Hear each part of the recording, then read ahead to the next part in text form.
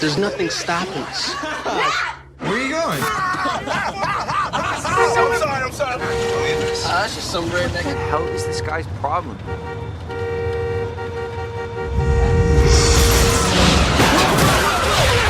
Stop! Are you crazy? Why did you do that? What the hell is wrong with? Was it an accident, Andrew? Andrew? Just a little bit of free advice to Warner Brothers. You can go ahead and drop that Akira project right now because somebody just did it. I doubt if you can do it any better than what we see right now. And they did it better than anything you were thinking of. Yeah. So drop this shit, okay? It's one of those movies you watch where you're like, how come I didn't film this goddamn thing? And you just feel stupid. Like, wow, you know what?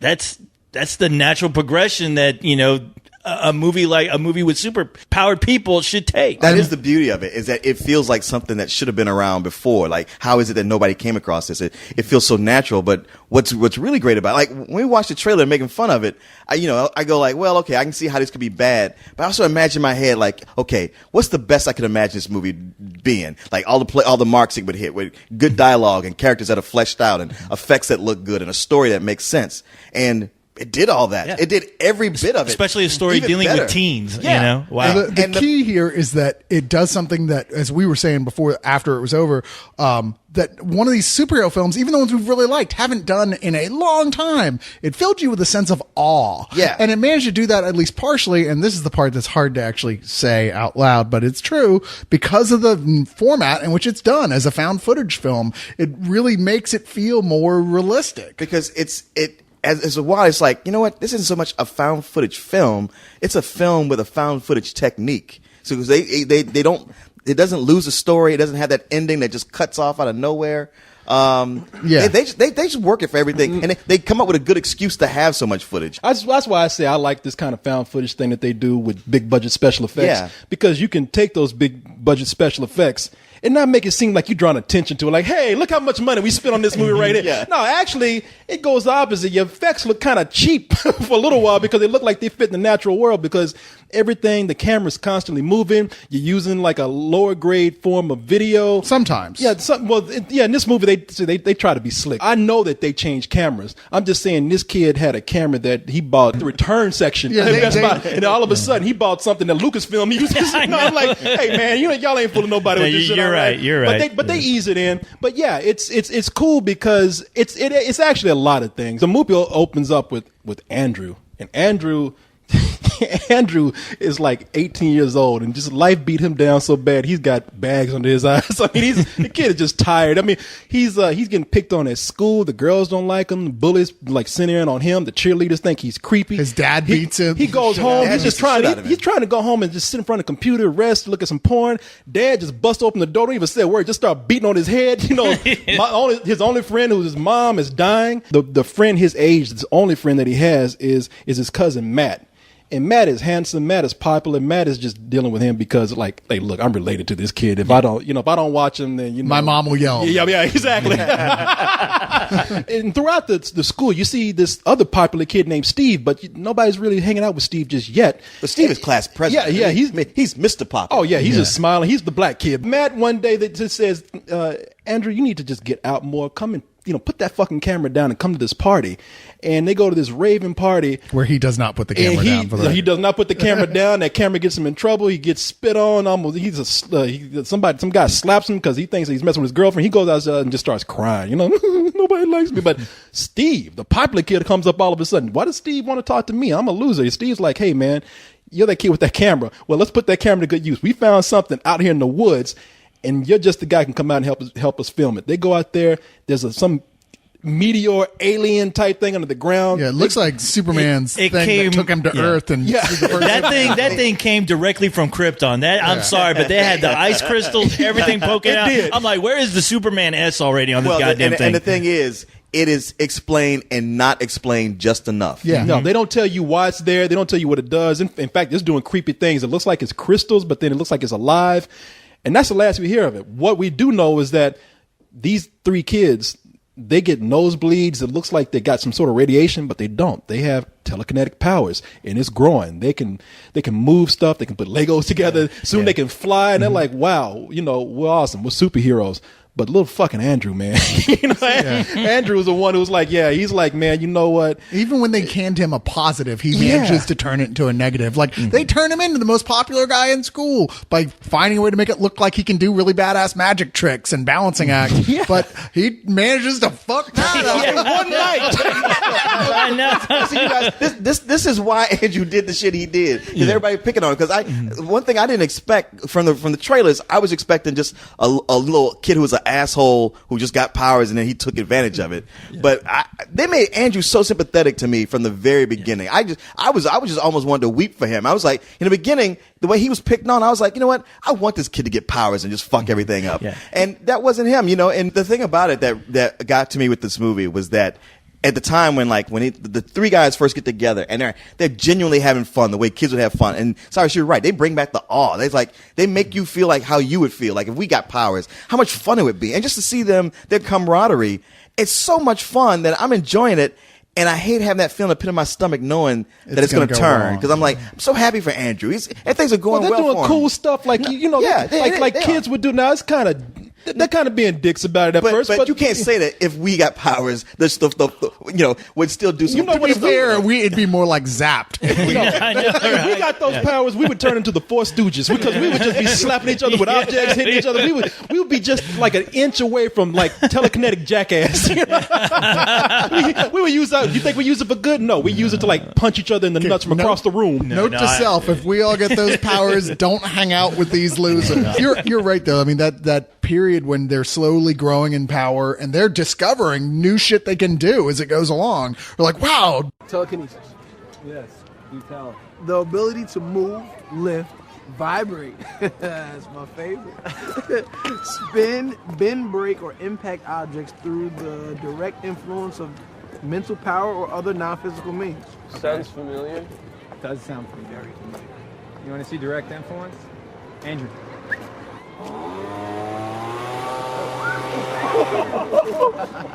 She's wearing black today. That's direct influence.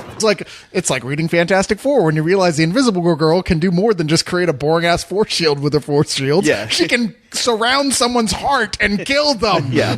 These guys figure out all kinds of shit. They can make themselves invulnerable. They can fly. And it's like, wow, you're like, this is so fucking cool. I love, and they don't half-ass on that shit either. No, they don't. They flat out say, look how much fun they're having. And I love that they get into it immediately. It's like, you know, there's a quick, you know, pause in the camera, then they go back, and then they're like testing out their powers.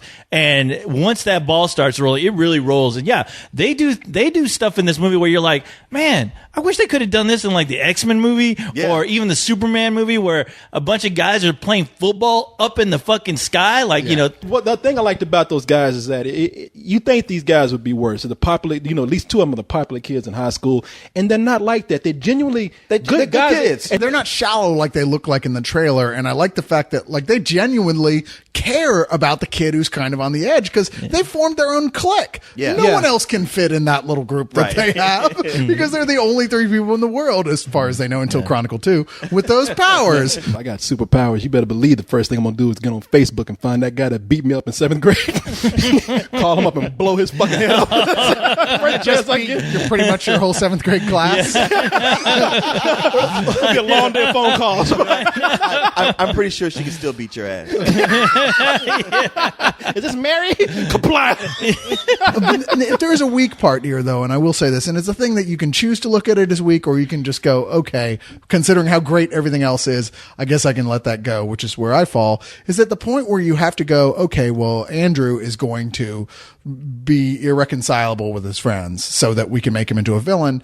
It's a point I had a little bit of trouble buying because up until that point, it seemed like he was at least reasonable at listening to discussion, but he goes from 0 to 60 and nope, fuck everybody when they didn't do shit to him. I see what you're saying, and I thought about that too, but at the same time, I think about how they're hormonal teenagers. Yeah. And that is a point where everything is just hugely dramatic, where they don't have that perspective to pull back and go like, all right, maybe, you know, they don't come back around to going like, well, maybe you guys weren't so bad, it was me. I had another problem with the movie. That That I didn't, because what I like about this film so much, besides the special effects, which are amazing, you'll have to see the movie just to see what they do, because there's so many little effects in this film that happen that you don't even recognize as effects because they feel natural when they do them. I mean, there's so many scenes with just picking up little small objects and you just accept it because it looks like it's like, as Cyrus often says, organic, but there's what I liked about Andrew, and I liked all these guys in the movie. They pulled a lot of people who were unknowns,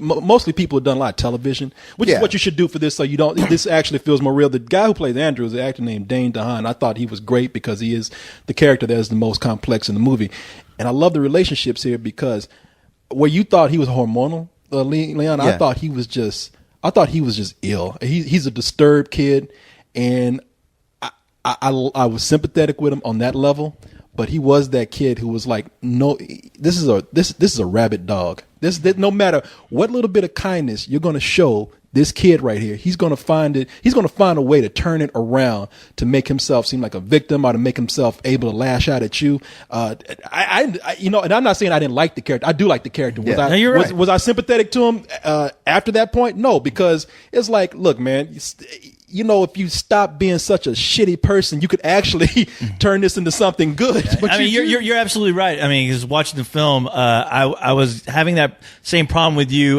with Andrew. As soon as he kind of like turned into a bad guy, where I'm like, okay, I don't know if I can really buy this, but as the movie progresses and you see his character, you start to realize, no, this kid was really like fucked up from the get-go. Right. I mean, it was a natural progression of how this kid, how he turned out to be. Even though he had these guys that were like always there constantly. I mean, if you think back to their characters, they were constantly having to remind this kid that they were his friends, and they kept doing that throughout the whole movie. So it didn't make sense to me the way he reacted at all. Now, if there's any real problem with this movie, I'll say the one main problem for me was the use of the cameras, to where at first it was like, okay, this is cool. I understand this guy can use telekinetic powers to navigate this camera all around him. But there were points where they introduced a female character. And her character just happened to have a camera like sitting there at the front door. Well, she was one of those video bloggers. She was a video blogger, but towards the end of the movie, I really felt that she was unnecessary. I understood why she was there, and she was there to have a camera on odd scenes that they needed to have. Well, you know what they want to do right girl. there? The reason that was my problem with the movie. That was the biggest thing, and you said it right there. Mm-hmm. That female character that they introduced, who happens to just hold a camera all the time, seemed totally fake. They start to introduce ways to give you different camera angles. So they introduced that girl just so you get a 2-camera shot. But see, but that's what I liked. Yeah. I thought that was brilliant because that's just the beginning of that technique that this movie uses to make it feel, when you think about it after, like, wow, so all this shit happened and somebody, like the government or somebody, assembled all the footage they could find from all these different sources. And I started realizing that that's the way they were going with this, which works only because this kid, as they very much establish early on, like, he is so good with these powers that he can do 13 different things while he's still at the back of his mind making the camera float around them and zoom in and zoom out. I they even establish that in the story, but I think, I agree, that girl, she's barely a character. She's a gimmick. She's not a character She's at a all. gimmick that totally works because she's barely in it as a character. So what? She's there to serve the premise of the way that it's shot. And for me, I thought that was fucking awesome. I can't buy that. I know that character, that was the one thing that took me out the movie, her doing that camera shot. Now, there's some other things I thought were really cool that they did do with camera work that they integrated into the story and into Andrew's powers. They do like several shots where they're like crane shots and overhead shots that float and zoom in around the characters. And it's all because Andrew, like you said, he's just sitting around just doing that as almost a side thought. Yeah, there's that the one camera's just floating because he does it. There's that one moment where he's got like 20 different cameras floating around him, and like and you get to see all these different crazy angles. Yeah, there's TV, there's like cell phones, there's laptops, there's all these different devices with cameras in them, and then there's even a point where they cut in between where he crashes into somebody's house and the guy's filming it, and and she's like, the girl's like, honey, get away from the goddamn window. He's like, are you seeing this? And all on the floor, and he's still filming. And it's scenes like that is like, wow, okay, when you're making a movie like this, where it's going to end up being like the epic spectacle that you want it to be, I mean, it must have been a nightmare for these guys trying to figure out, okay, how are we going to show all this spectacle? Because you can't really do it with one camera. It just felt like some of those scenes were a little clumsy to me. But I mean, I strongly have to disagree with you about that female. When they had her have that camera propped at her front door to have one of the main characters come just knock on, I'm like, come on, guys. There was no reason for there was no reason for it at all. Yeah, that she's like, can I film you? When you see that trailer, the funny stuff that you see in there,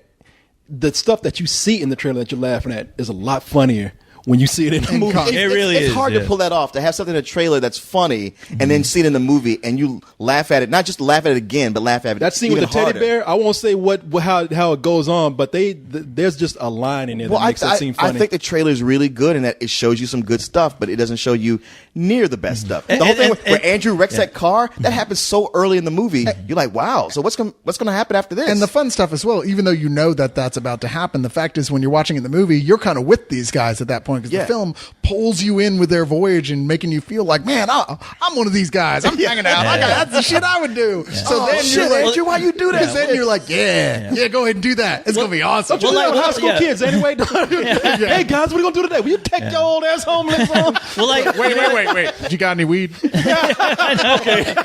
Well, like in any superhero story, the origin is always going to be the funnest part, where that person is discovering their powers. I mean, that's why we want to see a movie like this with teenagers getting power discovery, because we're like, okay, are they going to show the things that I would expect a teen like to do? And they actually did. They pulled it all off. So no, it's a lot of things that balances itself out so well. It is a superhero movie. It's Carrie. You know, when you think about the Andrew character, it's in like I said, it's a sci-fi movie. It's Akira. Yeah, and they put it all. I mean, like I said, the thing that makes me say, just watch the end, near the end of the movie, what Andrew becomes, and even with the stuff, his clothing even resembles Tetsuo from Akira. You'll see what we're talking about. But this is the kind of shit that I like. When I say I'm not into superhero movies or superhero comics so much these days, it's because I want to see this kind of thing. What happens if you really do get powers? Somebody's gonna fuck up and lose their mind. You know, you're not gonna have a chance to get that costume. You know what I mean? That could be a half our spill audience. And they do. I'm Asperger man. But they do. That's the cool thing in this movie that they do that.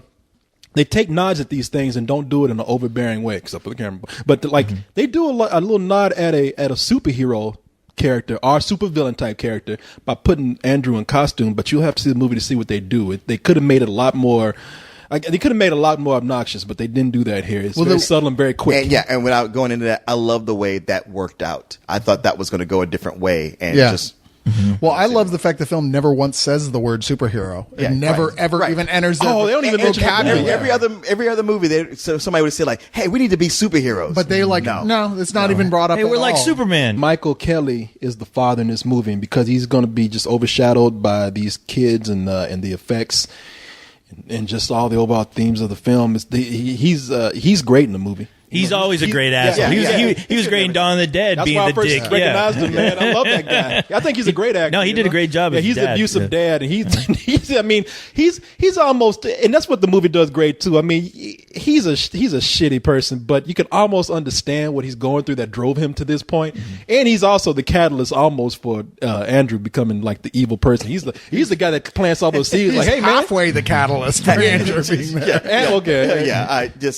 He's one of those characters where from the minute he's on, he's like, you're just begging for it. It's like, I'm not going to leave this theater till you get it, right? Yeah, no, that's the thing. But the moment he steps on the screen, you're like, Andrew's going to whoop your ass. You're talking that shit. All right. You expect almost something grotesque. I know something you don't know. Oh, no.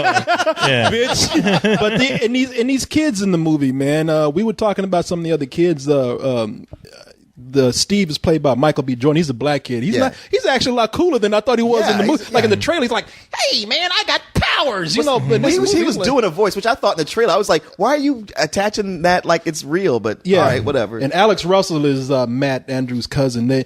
All these guys have come from all TV three backgrounds. really good actors and very charismatic. Well, they had great chemistry together. I mean, that's what I think sold it. You know, if these guys didn't have chemistry, if it felt just like they were just playing roles, and we wouldn't have bought any. I agree absolutely, and I think one of the keys that makes it work is that initially Andrew has really great chemistry with the other two guys as well. Like they are really good friends and having a great time together. And if they hadn't introduced that element, I don't know if we ever really would have given a shit as the movie starts going on, because there's never a point that you give up on Andrew. There's never a point that you go, well, fuck that guy.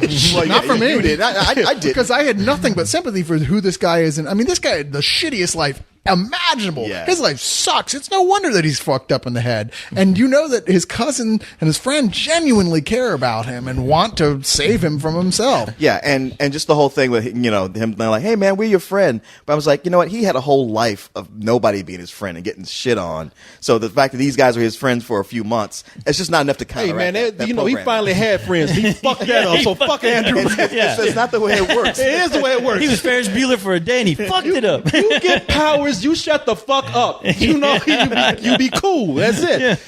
No, you know, all you need is one person going like, man, they ain't your real friends. They talk shit about you behind your back. People tell me about that about you guys all the time. You are a monster.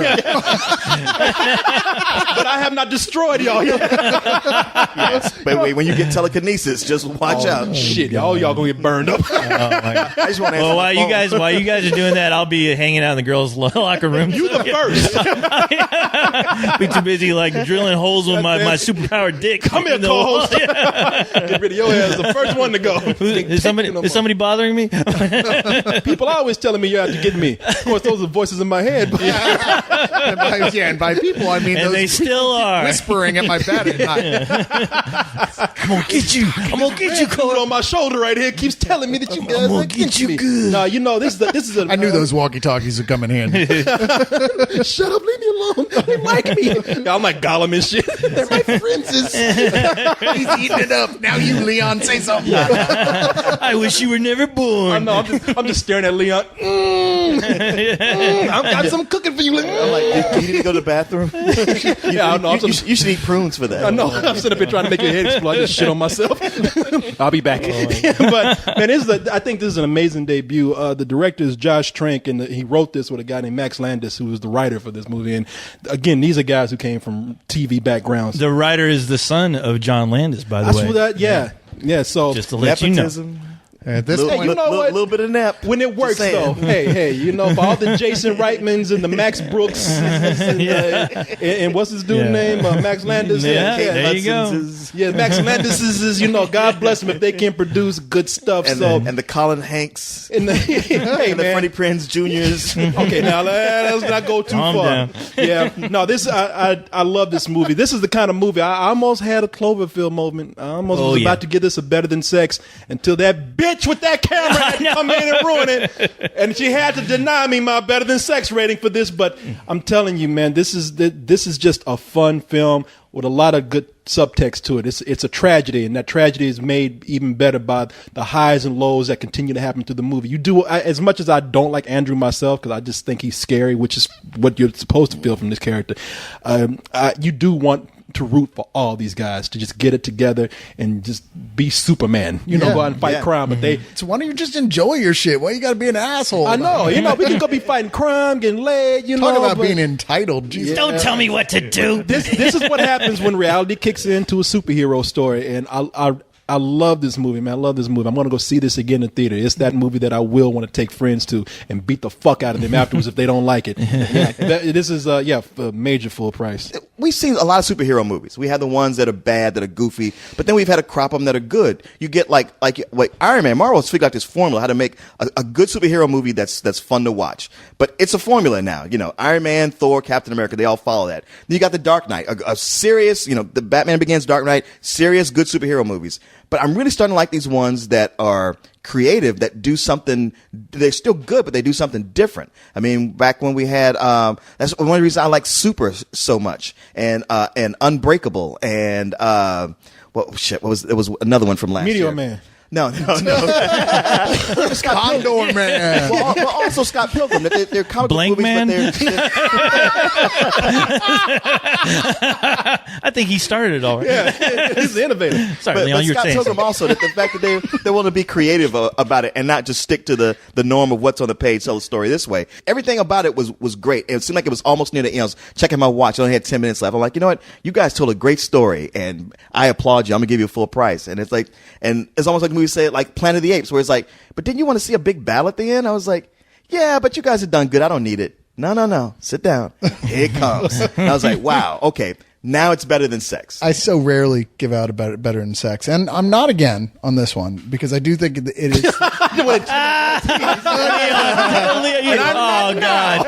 If only people could see Leon's face. He was so excited. Size is he's not crying right now because I'm not a moron like Leon. You're gonna make Leon a goddamn supervillain now. That's a breaking point. Cyrus put his legs back together. Right? What? Basic instinct his ass with a You better said you were sex. my friend. But the flaws are so minor here; they really are. And I did thoroughly enjoy this, but I admit that part of that probably comes from the fact that I am a dyed-in-the-wool superhero fan. But growing up reading comics, you mentioned Unbreakable, and that's a film that I thought about the most, not in terms of like atmosphere, of course, because that's just so dour, and this is just fun. But it's really the only other movie that's determined to make it feel like this is what superheroes would be like in the real world. I don't know, man. It's a really, really high full price. And I know there's going to be those people who aren't going to feel the same way as us and I can't help but think it's just because they think superheroes are stupid from the get-go. I think if you think they're stupid, if you're the type of person who's like, wow, this is the fantasy that I can get behind, then I think you'll like it just as much as we do. Yeah. I mean, I'm glad the both of you guys brought up Unbreakable because, I thought about that when I left. I'm like, wow, this is like the natural progression. If you want to have guys or kids flying around, this is the natural progression from Unbreakable where that would happen. I'm going to be shocked to meet the one comic book fan that just doesn't love this film. I was almost up there with better than sex. But some of it felt towards the end, it felt a little familiar to where I'm like, okay, I have kind of seen this, even though it's amazing to look at. It did have a Cloverfield look to it, but it just didn't really set me off to the stratosphere. Like I was really hoping. The characters. But yeah, exactly. But no, it's in the clouds, but not of the clouds. It's a fucking hardcore full price as you can get. Great fucking movie for coming out right now in January, where I'm sure somebody looked at this and like, oh, all right, just dump it, I guess. They had no idea what they had on their hands. They probably looked at it and said, hey, it's yet another one of these handheld camera things with a bunch of actors that nobody's ever fucking heard of from TV shows. We can put it out anywhere. This is, I guarantee you, this should have been like released in the summer. I mean, because it felt like everything I wanted to see in a summer movie. I was going to get like these little nerds full of themselves with radiation trying to start fights with the bullets. They sit up there all sick, hair falling out. Come on. Son, why do you got your head in the microwave? What are you doing? I was trying to get superpowers. Don't worry about Andrew. Listen to me. We can't screw around with this. It's too dangerous. Andrew, it's not a game. Andrew! Stop this right now!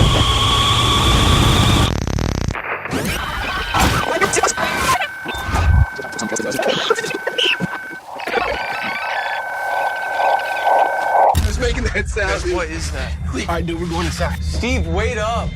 Matt, look at this. Holy